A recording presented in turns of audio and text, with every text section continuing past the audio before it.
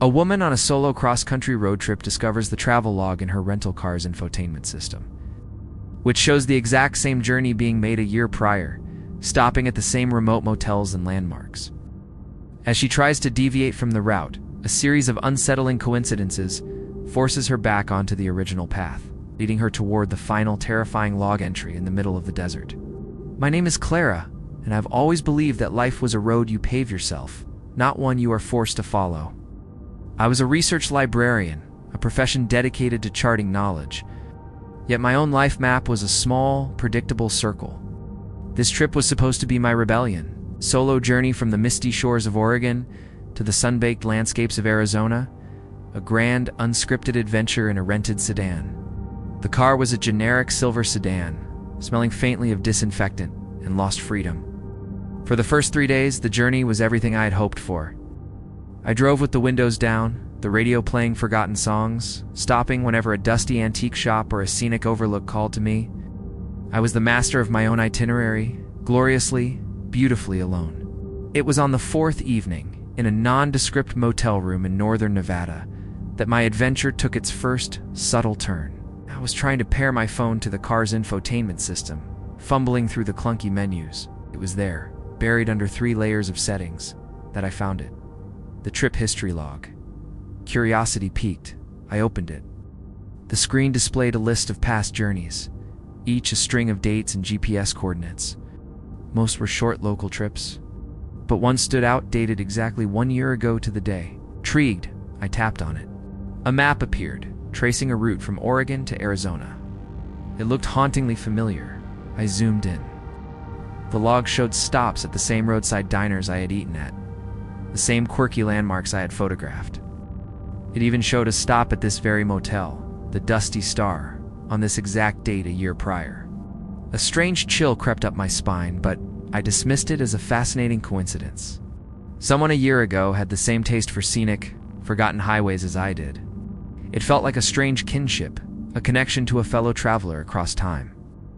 I decided, as a sort of game, that I would follow their path for a day, to see where my ghost of a travel companion had gone. The next morning, I checked the log. The previous traveler had taken Highway 95 south. My own plan had been to take the 80, a more direct route. For the sake of the game, I pointed the silver sedan south on the 95, a lonely ribbon of asphalt stretching through an endless, arid basin. An hour into the drive, I decided the game was over. The landscape was monotonous, and I felt the pull of my own unwritten adventure. At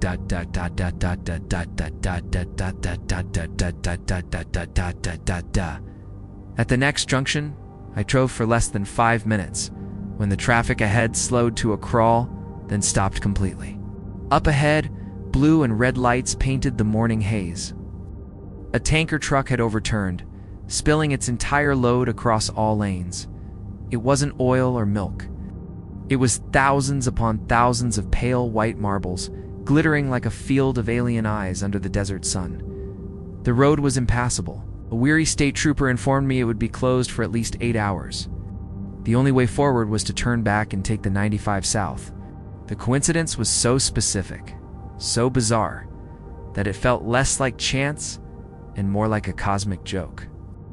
A shiver of genuine unease traced its way down my spine. I reluctantly guided the car back onto the predetermined path, the GPS on the infotainment screen glowing with what I now imagined was a quiet satisfaction. That evening, the log guided me toward a small town called Harmony Creek. According to the log, the previous traveler had stayed at the Sleepy Hollow Inn. I was determined to break the pattern. I found another motel on the edge of town, a place called the Pioneer's Rest, its flickering neon sign promising a vacancy. I walked into the small, wood-paneled office. A grim-faced man behind the counter shook his head before I could even speak. "Ma'am," he grunted. "Water pipe just burst. Whole wing is flooded. Every room." Pointed a thick thumb over his shoulder. "You could try the Sleepy Hollow down the road. This might be the only rooms left in town." My heart pounded in my ears. It was happening again. The road was not just suggesting a path, it was enforcing it. I drove to the Sleepy Hollow Inn, a decaying 2-story building that looked like it was slowly being consumed by the encroaching desert shadows. The Gothic architecture, with its sharp gables and dark windows, felt less like a quaint inn and more like a tomb. The clerk at the desk was a skeletal man with eyes that seemed too large for his face. He smiled a wide, unsettling smile. "Just one room left," he rasped, sliding a tarnished brass key across the counter. "Room 207. Knew someone would take it tonight." As I walked away, he called out, "Coffee in the lobby is terrible. Don't trust it." I froze on the threadbare carpet. I went back into the car and checked the trip log again, scrolling through the entries for the Sleepy Hollow Inn. Alongside the GPS pin was a small typed note, a feature I hadn't noticed before. The note left by the previous traveler contained 3 words: "Don't trust coffee." The game was over. This was not a coincidence. This was a script, and I was its unwilling actor. I felt a profound, terrifying loss of agency, as if invisible walls were closing in around me, guiding me down a path I had not chosen. My rebellion had become a prison. Back in my room, a dusty, claustrophobic space that smelled of stale cigarettes and despair began to dissect the trip log, my librarian's mind desperate for answers. I found more notes attached to the pins. A stop at a diner had a note: "Pie is good. Old man at counter watches. Scenic overlook" was marked. "They park on the ridge to the east." They. The word was plural. Who was this previous traveler? I navigated to the car's rental agreement history, hoping for a name. After several failed password attempts, I guessed the default. Password. The screen unlocked, revealing a list of past renters. "You're the name for the trip 1 year ago," was Evelyn Reed. I searched the name on my laptop, my fingers flying across the keys. The search results were sparse, but one hit made my blood run cold. It was a small news article from a local Arizona paper, dated 10 months ago. Police scale back search for missing Oregon woman. The article stated that Evelyn Reed, 28, was last seen during a solo road trip. Her last known location was a gas station just off Highway 95. She never reached her destination.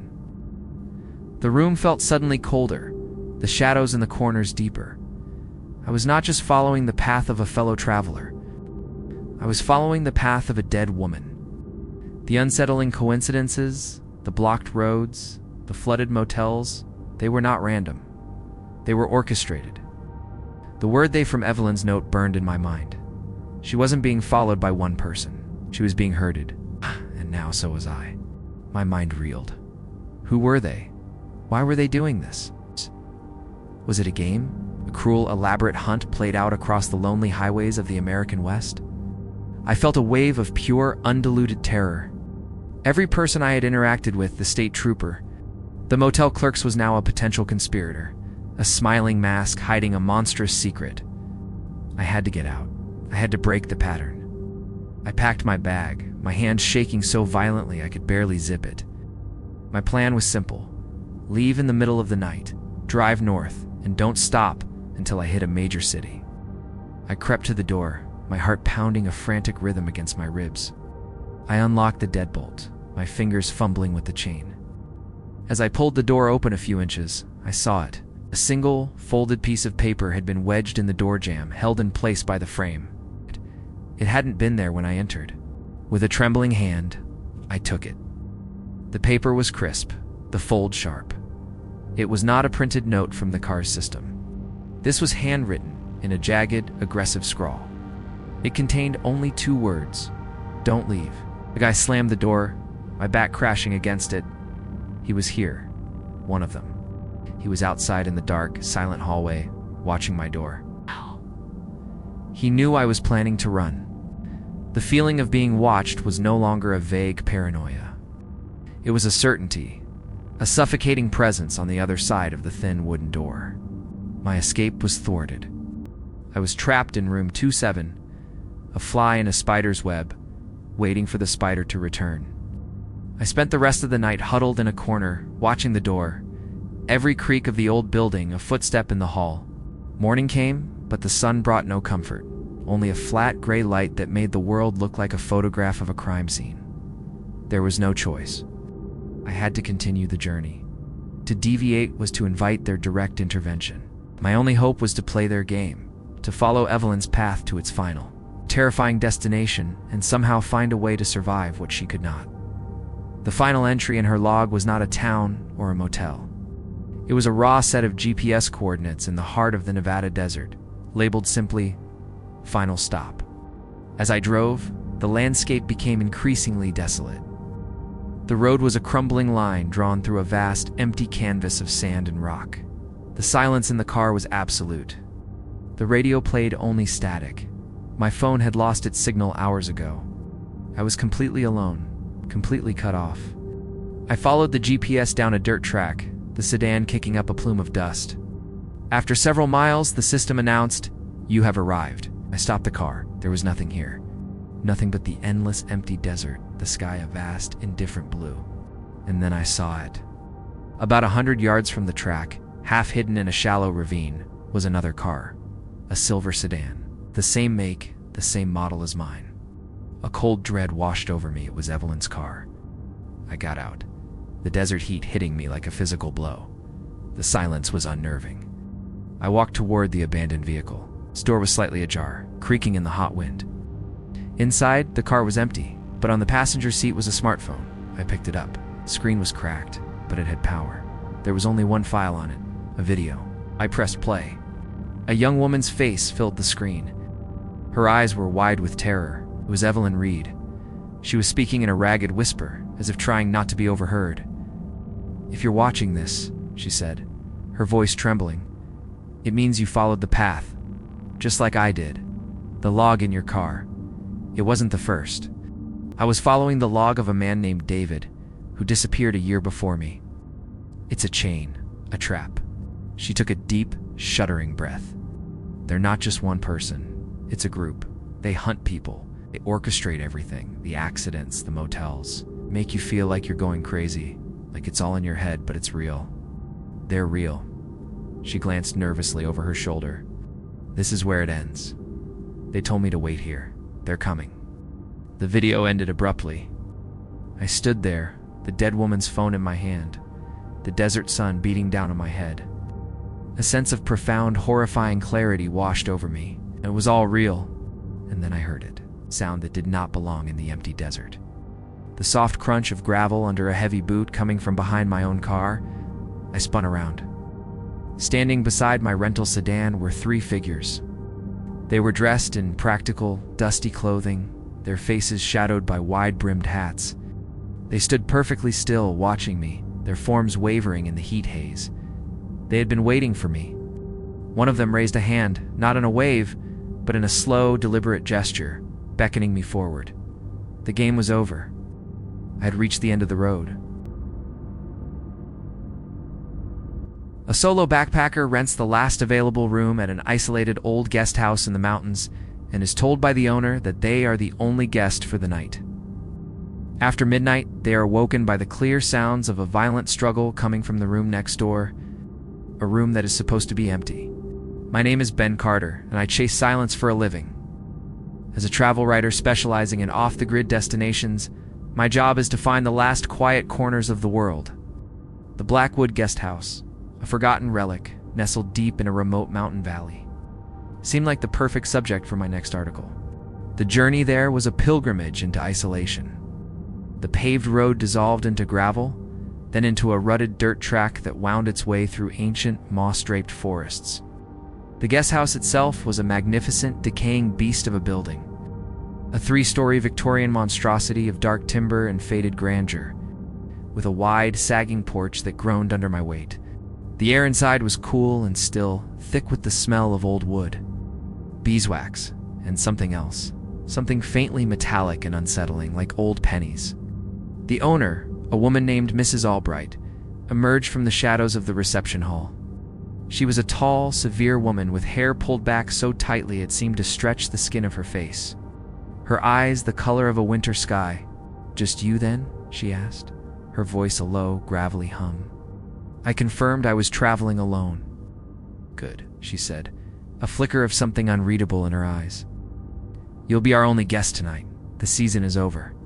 She slid a heavy, ornate iron key across the polished wood of the counter. Room 302, end of the hall. The solitude was absolute, exactly what I had come for. My room was a cavernous space with a high ceiling, Antique furniture shrouded in dust covers, and a tall, Gothic window that looked out over the dark, impenetrable wall of the forest. The silence was so profound it seemed to have a physical weight. I was truly alone. I fell asleep to the sound of my own breathing. I was woken sometime after midnight by a sound that did not belong in the deep silence of the guest house. It was the sound of a struggle. It came from the room next door, room 304. The room that was supposed to be empty. It was muffled by the wall, but the sounds were unmistakable. The sharp crack of wood splintering, a heavy thump against the wall that vibrated through my own headboard, and then a single, choked, gurgling cry. It was a sound of finality, then silence. A silence that was now 1,000 times more terrifying than the noise had been. My heart was a frantic bird beating against my ribs. I strained my ears, listening, but there was nothing. Just the creak of the old house settling, the sigh of the wind in the pines outside. I crept out of bed, my feet cold on the bare wood floor. I pressed my ear against the wall, separating my room from 304. I could hear nothing. I called out, my voice a hoarse whisper. "Hello, is everything all right?" Only the crushing silence answered. I stood there for what felt like an hour, every nerve on fire, before convincing myself that it had been a dream. A vivid, terrifying nightmare brought on by the unfamiliar surroundings. I eventually crawled back into bed, but I did not sleep again. The next morning I went down to the dining hall, my mind heavy with the memory of the night. Mrs. Albright was there, polishing a silver teapot. I approached her, trying to sound casual. "Quite an old house," I began. She didn't look up from her work. "Old houses have old bones, Mr. Carter," she said, her voice flat. "They creak." It sounded like more than creaking. I pressed, my voice a little too eager. It came from the room next to mine. "Did someone else perhaps arrive late last night?" She stopped polishing. She placed the teapot down with a soft, deliberate click, and finally looked at me. Her eyes were cold, hard stones. "I told you," she said, her voice low and dangerous. "You were the only guest."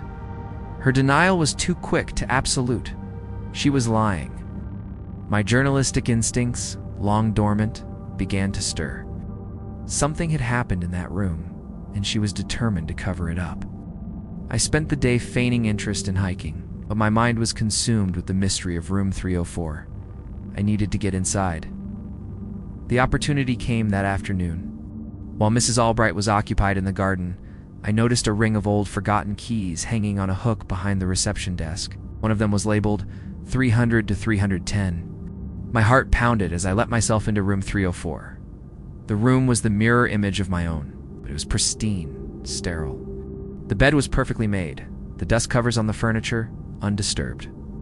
There was no sign of a struggle, no sign of anyone having been there at all. I felt a surge of foolishness. It must have been a dream. I was about to leave when my foot caught on the edge of the large, patterned rug in the center of the room. I knelt to smooth it out, and my fingers brushed against a dark, stiff patch on the floorboards beneath. With a sense of dread, I lifted the corner of the rug. Large, dark reddish stain, the color of dried blood, marred the wood. Someone had tried to scrub it clean, but its ghost remained. And there, glinting in the dim light near the wall, was a single, small, silver earring, half hidden in a crack between the floorboards. I pocketed the earring, my mind racing. This was real. Something violent had happened here. I left the room, my hands trembling. My sense of adventure curdled into a cold, hard knot of fear. I needed to get away from the guest house, away from Mrs. Albright's cold stare. I decided to drive to the small nearby village to clear my head. The village was a tiny, forgotten place, with a single general store that seemed to be its heart. An older woman with kind, worried eyes was behind the counter. On a hunch, I took out the earring and placed it on the counter. "I found this up on the mountain," I lied. "Do you recognize it?" The woman's face went pale. She picked it up with a trembling hand. "Sweet heavens," she whispered. This belonged to that poor girl, the one who went missing." She told me the story. A young woman, a solo backpacker just like me, had been staying at the Blackwood guest house about 3 months ago. She had vanished without a trace. The police had come, searched the area, questioned Mrs. Albright, but found nothing. Mrs. Albright has never been the same since her boy Thomas had his accident. the woman continued, her voice low. He was a big, strong lad, but simple. A logging accident left him with the mind of a child. She protects him fiercely. Remembered seeing a large, silent man stacking firewood when I arrived. He hadn't spoken, just nodded, his eyes downcast. Thomas. A horrifying theory began to form in my mind. What I had heard last night, it wasn't happening in the present. The walls of the old guest house were thin, the acoustics strange. I had heard an echo of the past, the ghostly replay of a murder that had taken place in that room 3 months ago. I drove back to the guest house, my decision made. I would pack my things, pay my bill, and leave immediately. I would go straight to the police in the next major town and tell them everything. I burst into my room and began throwing my belongings into my backpack. I was zipping the final pocket when I realized the guest house had gone completely, unnervingly silent. The usual creaks and groans of the old building had ceased. I crept to my door and peered out into the long, dark hallway.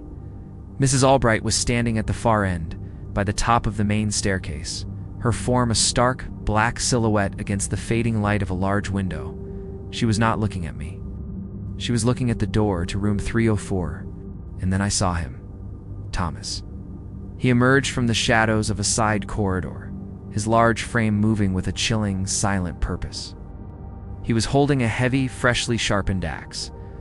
He walked to the door of room 304 and stopped, his head cocked, as if listening to a sound only he could hear.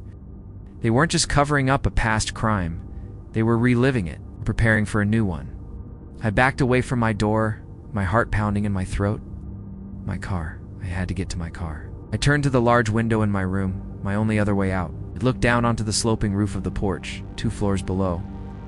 It was a dangerous jump, but it was my only chance. As I fumbled with the old rusted latch of the window, I heard a new sound from the hallway, key sliding into the lock of my own door.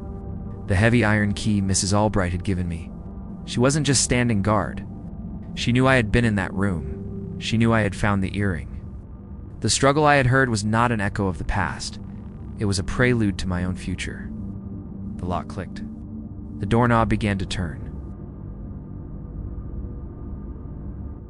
While exploring an abandoned, fog-shrouded coastal town, a solo photographer finds a vintage film camera with a single roll of film still inside. After getting the film developed, they discover the photos are of them, taken just hours before, documenting their exploration of the town from impossible, hidden angles, with the final photo being of their motel room, taken from the inside. My name is Julian, and I am a ghost hunter of a different sort. I don't search for spirits. I search for the ghosts of places, the lingering souls of abandoned towns. As a photographer specializing in urban decay, my art is to capture the beauty of forgotten things. The town of Seabrook, a crumbling fishing village on the Oregon coast, swallowed by fog and reclaimed by time, was my perfect subject. I spent the day wandering its silent streets, a lone figure in a world of gray. The fog was a thick living thing, muffling sound and distorting distances. The decaying houses, their windows like vacant eyes, seemed to watch me pass. The only sound was the mournful, rhythmic cry of a distant foghorn and the crunch of my boots on the shell-strewn road. In the center of the town stood a skeletal, salt-bleached church. I pushed open its heavy, groaning doors and stepped into the gloom. The air was thick with the smell of decay and the sea. Light filtered through a high, grimy stained-glass window, illuminating dancing dust motes.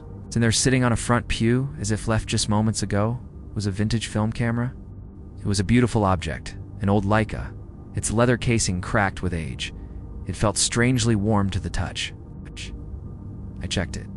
There was a roll of film still inside, the counter showing that 23 of the 24 exposures had been taken. A surge of professional curiosity washed over me. What had the last visitor to this forgotten place captured on that final unexposed frame? I finished the roll, taking a single photo of the church's haunting interior, and drove to the nearest living town, a small, dreary place called Port Blossom.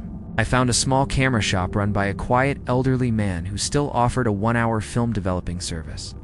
As I handed him the roll, he gave me a strange, almost pitying look. "Find something interesting out at the old town, did you?" he asked, his voice a dry rustle.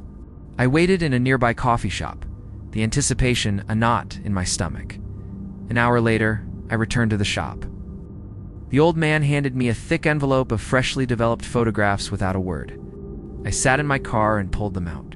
The first few photos were blurry, atmospheric shots of the abandoned village, taken by a skilled hand. Then, my blood ran cold. The next photo was of my car, parked at the edge of the town. The photo after that was of me, getting out of the car, my back to the camera. I flipped through the rest of the stack, my hands trembling. Photo after photo documented my day with an impossible, terrifying precision. Me, walking down the main street, taken from a high window of a derelict cannery. Me, standing on the edge of the rotting pier, taken from a boat that I had not seen in the water. Close-up of me, my face etched with concentration, taken through the very church window I had been admiring. Someone had been with me the entire time. They had been watching me, following me, their presence as silent and unseen as the fog. I got to the last photo, the 23rd exposure. It was the most terrifying of all. It was a perfectly clear shot of the inside of my motel room, room 12, back in Port Blossom. The photo was taken from the dark corner of the room, near the ceiling.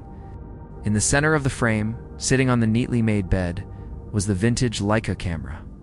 The photo had been taken before I had even left for Seabrook that morning. The camera wasn't just found, it was planted. It was a message. I scrambled out of my car and ran to my motel room, my mind a whirlwind of paranoia. I burst through the door. The room was exactly as I had left it, tore the room apart, searching for hidden cameras for any sign of intrusion, found nothing. I called the front desk, my voice a ragged whisper. The clerk, a folksy, overly friendly man, assured me I was the only guest in this entire wing of the motel. The place is a ghost town this time of year, he chuckled, the sound grating on my frayed nerves. I sat on the edge of the bed. The horrifying photos spread out before me. I am a professional photographer. I understand light, grain, emulsion. I looked closer at the photos of myself. The grain structure, the slight color bleed, the texture of the paper, they looked old. Not just styled to look old. They had the authentic, unmistakable patina of photographs that had been developed decades ago. But they were of me. Today, the horrifying truth settled upon me. This town, Port Blossom, was not just a sleepy coastal village. It was a trap. The abandoned town was the bait, the camera was the lure, and I was the prey. The old man in the photo lab, the clerk at the motel, they were all part of it. Strange, isolated community with a dark, ritualistic hobby. My phone buzzed. A text from an unknown number. We hope you like the photos. We have a new camera for you.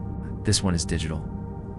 I looked out the window of my motel room. The fog from the coast was rolling in, thick and unnatural, swallowing the streetlights one by one. The friendly motel clerk was walking across the empty parking lot, heading directly for my door. He was not smiling anymore. In his hand, he was carrying a large, modern DSLR camera with a long telephoto lens. He raised it, pointing it directly at my window, and I saw the flash. I stumbled back, my heart hammering. My phone buzzed again. It was the photo he had just taken. It's me. My face a mask of terror, illuminated by the flash. The caption was a single word. Run.